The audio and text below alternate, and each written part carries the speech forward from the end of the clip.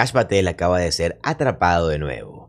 La verdad es sorprendente que Kash Patel pueda ser más tonto de lo que ya es. De verdad, es sorprendente. Pero es evidente que Kash Patel ama tanto la criminalidad, la corrupción, que tiene que involucrarse en esto de forma diaria. Y lo peor de todo es que Kash Patel está involucrando a Donald Trump en todos estos asuntos y probablemente este sea el fin para él. Vamos a profundizar en este tema, pero antes de hacerlo te quiero pedir un pequeño favor. Y es que si te gusta este contenido, te gusta saber de política estadounidense, por favor te suscribas a este canal, ya que créeme que me ayudas como no tienes idea. Ahora sí, continuemos. Antes de entrar en este último escándalo criminal de Kash Patel, en el que se presume nos está robando millones de dólares, quiero que empecemos con la última vez que lo hizo, ya que yo considero que esto es un contexto importantísimo para poder entender todo bien. Y esto es, por supuesto, el fiasco de su jet privado. Miren, por favor.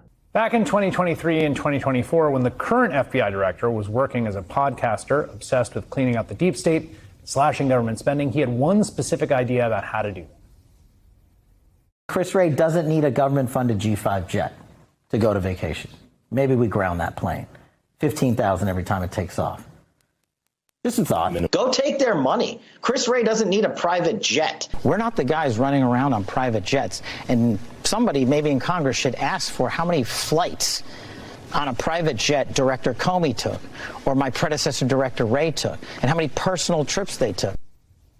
Don't knock it until you try it. That's what I say about private jets. The use of government jets for personal travel by former FBI director was sort of an obsession of Patel's for years. In 2023, Patel called former director Chris Wray a, quote, government gangster for his jet usage, which is why it was surprising to see Patel repost this photo on Sunday of him in his FBI-branded hoodie out on a date with his country singer girlfriend, Alexis Wilkins. Now, Wilkins was performing at a Penn State sporting event on Saturday. And if you're wondering how Kash Patel got there to support her, well, public flight logs show he took a taxpayer-funded government jet. Later that night, that same jet flew from Pennsylvania to Nashville, where Patel's girlfriend lives. Now, I should know, FBI directors are required by law to use government planes for security purposes. It's a point Patel raised in May when Senate Democrats last inquired about his jet usage. Oh, this is a great point. Do you know why I have to use a private jet? Because Congress made it mandatory. Okay. In April 5th, well, we didn't make it mandatory that you go to UFC games with Mel Gibson. Are you telling me I can't go home? You got to use some judgment here. I love the logic there. I had to go to the event. So what, I'm supposed to stay there? Well, you don't have to go to every event. Patel's lack of judgment when using a taxpayer-funded plane for private excursions during a government shutdown on the eve of SNAP benefits running out is really just the tip of the iceberg. I mean, we have seen members of the Trump administration taking advantage of government perks, like DHS Secretary Kristi Noem, who spent more than $172 million on private jets. Now The Atlantic is reporting that officials like Stephen Miller, Noem, Secretary of State Marco Rubio, and others are living in homes meant for generals on military bases. They say it's for security reasons, though they already have personal security details. And in the past, those people with those jobs didn't occupy these homes.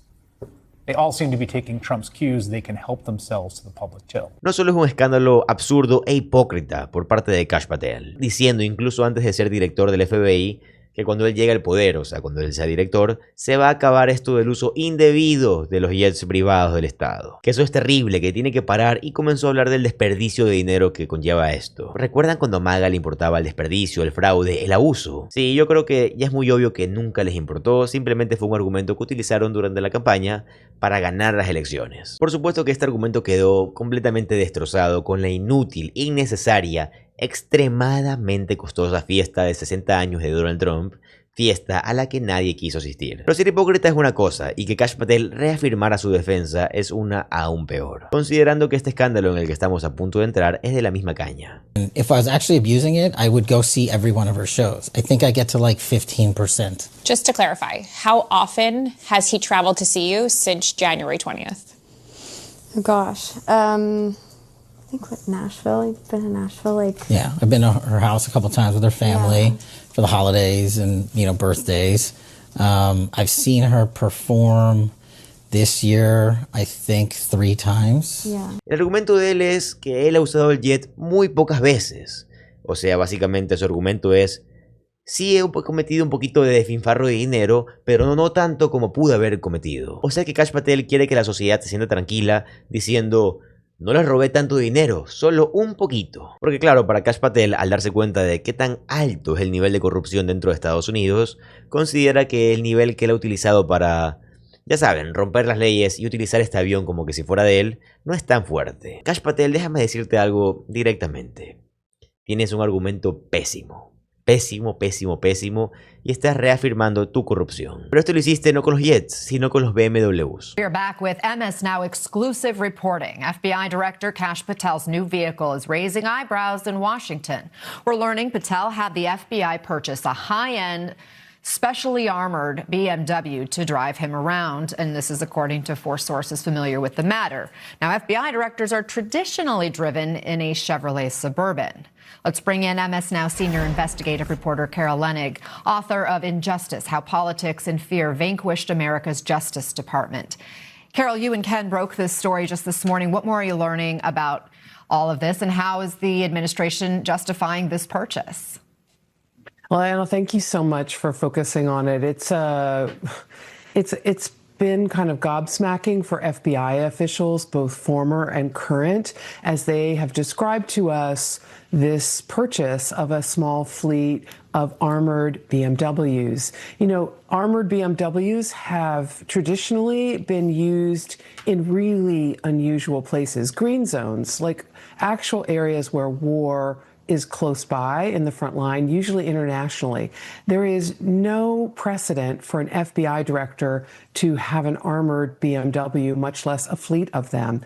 The government, typically, the FBI provides directors a fleet of Chevy Suburbans to get him safely from place to place with a detail and a driver.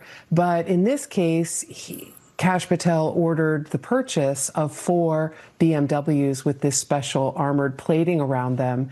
Y Robert García acaba de señalar directamente a Kash Patel, al FBI e incluso a Pam Bondi, en algo que no te quieres perder. Mira, por favor. Well, let's just start by being very clear. The DOJ and the Trump administration completely missed the legal requirement to actually get all of the documents out to the American public. And so right now, they are defying the law. They are defying Congress. They have not met, which is with a very simple standard laid out in the law that was bipartisan. And so they are illegally right now trying to catch up to what Congress mandated for them to do. So it's unacceptable. It needs to be called out. Of course, we've been planning and looking at legal options to continue to push for that release, and that continues. And as far as what they have put out, I mean, it's laughable that this is an administration that claims somehow that they're being transparent, when most of what they put out was either A, already public record. So much of the documents, could be as much as half of them, were already in the public record. And what the other pieces that they released were highly redacted. And in some cases, entire documents, not one word was actually left on there for the public to see.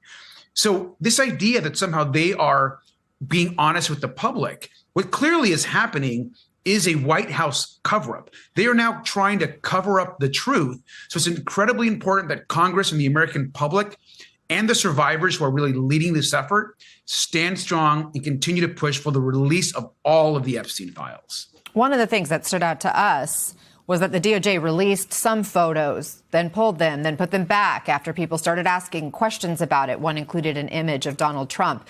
And then at one point there were hundreds of pages almost completely redacted, as you point out. But then after criticism and pressure, the DOJ reposted some of those documents with fewer redactions. The DOJ says they're just trying to protect the victims or survivors, and it has nothing to do with President Trump. Do you buy that explanation? Absolutely not. Look, the Oversight Committee early on pointed out we had done, when the first files and the first dump had come out, the very little information and photos that were new, we, of course, documented those immediately. And we noticed pretty quickly that within hours, they began removing some of the documentation, and particularly the one photo that included pictures of Donald Trump. And so we called that out instantly and made it very clear as to why was the DOJ posting photos of Donald Trump and then removing them pretty quickly after. And this idea that we're now supposed to believe what the DOJ and Pam Bondi say, Pam Bondi is the person that said that the files were on her desk months ago. The Trump administration has been saying that they wanted to release the files from day one, and then they went all in to try to stop the release. They have not complied with their oversight subpoena. They tried to stop the law in front of the Congress. And so now we're supposed to just take them at their word that they're trying to do right by the survivors. The survivors have asked the president and the White House for a meeting to communicate them, to sit down and listen to their concerns. And so that's what the White House should be doing if they want to actually protect and support those survivors and those that have been brutalized and abused by Jeffrey Epstein. So what I hope at this moment the American public knows is clearly Donald Trump and the administration are leading a White House cover-up. Well, the Justice Department says they have 200 plus lawyers working around the clock, reviewing each individual file for release. They say it's an arduous process and that some court orders can slow it down. We know Congressman Ro Khanna is expecting more Epstein files to be released this afternoon. Have you gotten any heads up on what could be coming in the next trove of documents or files that are released? And do you have any sense of how much more exists out there that will eventually need to be released? Well, to be clear, vast majority of the Epstein files have not been released. And we know this just from reporting and information that the DOJ has put out in the past about the amount of data that they actually have. And so if you kind of make a comparison, it's clear that there's an enormous amount. A vast majority of the files have not yet been released. We've also heard that possibly there might be more coming later this afternoon. Whether that actually bears out, we'll wait to see. But what the public wants and what the survivors deserve is information about their cases. They deserve justice around the powerful men who abused and raped women. If the White House thinks that they're going to continue to release information, but redact it in a way that protects pedophiles, that protects the powerful and rich and wealthy men that abuse these women, they have not seen the fury of the American public. And certainly they don't understand that the Oversight Committee and others are not going to stop until we get justice for them. Y bueno, amigos, acabamos de llegar al final del video y te quiero dar un consejo más que todo, porque en estas fechas entiendo que todo está muy difícil, nadie sabe exactamente qué va a pasar a futuro, pero hay muchas especulaciones. Y te quiero decir lo que yo considero con mi análisis, con lo que yo he podido leer de otros economistas, con lo que yo mismo he podido analizar como economista, que no me considero ni el mejor ni de cerca, pero te puedo decir lo que yo creo que es lo mejor que puedes hacer. Como te he dicho en otros videos, Donald Trump no lleva ni siquiera un año como presidente y has visto todo lo que ha hecho. Has visto cómo ha destruido la economía de Estados Unidos, has visto cómo ha dañado todas las relaciones con otros países, has visto cómo no hubo personas, sino que empleos enteros, por ejemplo agricultores, ganaderos, se han quedado en bancarrota gracias a Donald Trump. Sectores, industrias han perdido miles de millones de dólares gracias a Donald Trump. Te preguntarás, ¿cómo afecta o qué me vas a recomendar? Mira, actualmente Estados Unidos tiene un nivel de desempleo gigantesco y un nivel de inflación gigantesco. Esto es algo que todos sabemos. Hemos perdido aproximadamente 1.2, 1.3 millones de empleos. Esto es 54% más que en el gobierno de Joe Biden. Esto es algo exagerado. Cifras increíblemente grandes, inimaginables. El nivel de inflación aparentemente está en el 4%, pero todos sabemos que está más arriba. ¿Qué sucede? Esto se llama estanflación. Es un fenómeno económico, una afección económica, de la misma forma que Estados Unidos se encuentra en una recesión económica.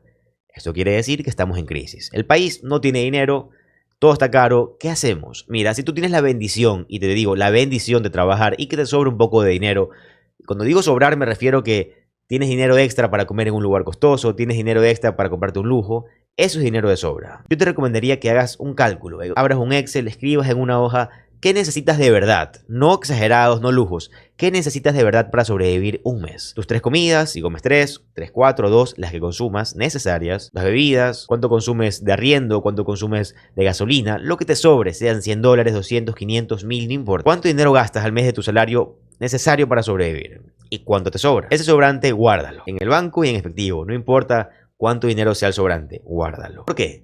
Como te acabo de decir, el país tiene niveles de desempleo gigantescos y las cosas cada vez están más costosas. Así que tú no sabes en qué punto puedas perder tu empleo. Créeme que puede suceder en un mes como puede que no suceda nunca o en 4 años. ¿Qué vas a hacer? Vas a ir preparando un pequeño fondo de ahorros. No tienes que meterlo en ningún lugar que no sea el banco o en efectivo. Banco o efectivo. Hay muchos comentarios que me dicen que es imposible ahorrar, que no se puede ahorrar, que yo entiendo. Créeme que lo entiendo. He visto cómo está la economía. Sé que hay gente que no puede ahorrar ni $1 y yo no los puedo obligar a hacerlo porque es imposible. Perfecto, no puedo hacer más. Pero si tú tienes la bendición de poder hacerlo, te lo recomiendo, hazlo. ¿Cuánto dinero te recomendaría que ahorres? Mínimo 3 meses de tu vida. Si tú para sobrevivir gastas, no sé, digamos $1.500 al mes, guarda al menos 4.500. ¿Por qué? Porque si pierdes tu empleo, pierdes tu fuente de ingresos, ¿qué haces? Tienes 3 meses libres para, no libres, pero con dinero suficiente para poder respirar y pensar qué hacer, dónde meter carpeta, dónde moverte, comenzar a buscar, porque si no tuvieras ese dinero guardado, tienes de dos. Te despiden y o buscas un trabajo exageradamente rápido, muy mal pagado y tu calidad de vida baja, no encuentras trabajo, haces un préstamo al banco para poder sobrevivir porque tienes que pagar necesidades, biles y ahora no tienes trabajo y una deuda. Es peor. ¿Ok? Lo que te estoy diciendo no es nada más que un consejo. Si lo quieres tomar, tómalo. Si no lo quieres tomar, no puedo hacer más, pero créeme que viene únicamente desde la gratitud hacia ti por estar viendo este video. De verdad. Como te dije al principio del video, si te gusta el contenido de política estadounidense, te va a encantar suscribirte al canal, ya que subo videos como estos todos los días. Mi nombre es José Alvarado, soy economista y estoy comprometido a informarte diariamente. Nos vemos en el siguiente video. Adiós.